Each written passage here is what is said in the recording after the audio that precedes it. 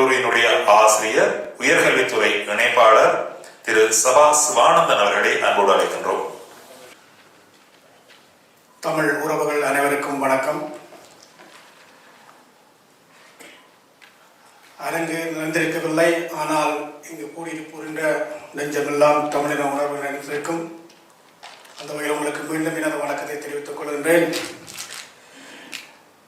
இயற்கை எனது நண்பன், வாழ்க்கை எனது தத்துவ ஆசிரியர், வரலாறு எனது வழிகாட்டி என்ற தலைவனின் சிந்தனையில் இருக்கின்ற வழிகாட்டியாய் இருக்கும் வரலாறு தம்பி நிலவனுக்கும் வழிகாட்டியாய் அமைந்திருப்பதால் தான் எமது வழிகளை ஆவணமாக்கும் எண்ணம் ஏற்பட்டிருக்க வேண்டும். தமிழர் தமது வரலாற்றை எழுதாததே தமிழரின் வரலாறை போன ஒரு நிலை இருக்குது. வரலாறு தொடர்பான பிரஜை அல்லது எண்ணம் எங்களிடம் இருந்ததில்லை.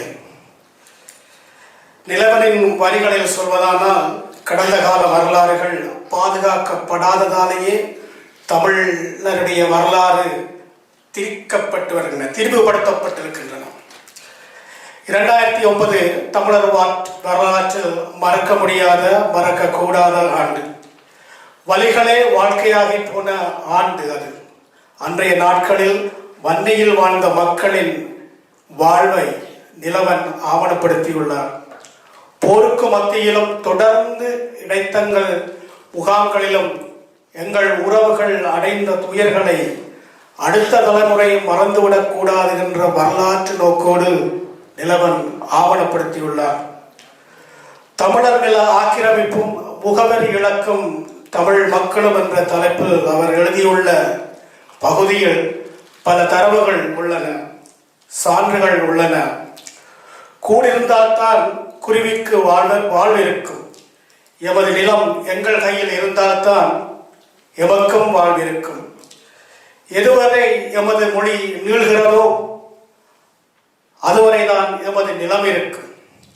தாயகத்தை காதலிக்க கற்றுக்கொள் என்று எமக்கு வகுப்படுத்த புதுவை ரத்னதுரை அவர்கள், நிலமிழந்து போனால் பலமிழந்து போகும், பலமிழந்து போனால் இனமடைந்து போகும் என்று கூறியிருக்கிறது. பார்ப்போம்.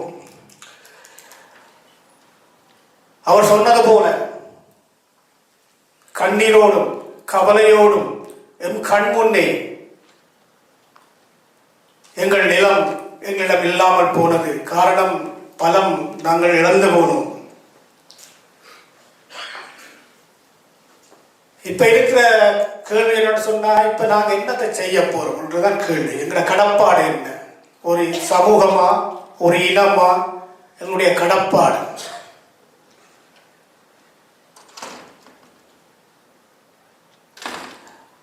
நிலவன நூலில் வைத்துக் சொல்வோமானால், பலிகளை நாங்கள் எங்களுடைய வலிமையை ஆக்க வேண்டும்.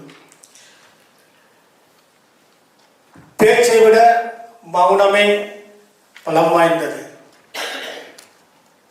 நாங்கள் இப்பொழுது மௌனித்திருக்கிறோம். ஆனால் அந்த மௌனத்துக்கு பின்னால் எங்கள் வரலாறு எங்களை வழிகாட்டும் என்ற நம்பிக்கையோடு நிறைவு செய்கிறேன். நன்றி, வணக்கம். நான் நினைக்கிறேன் நான் 1 மணி துணிக்கிலே முடிச்சிட்டேன் போல. நன்றியா.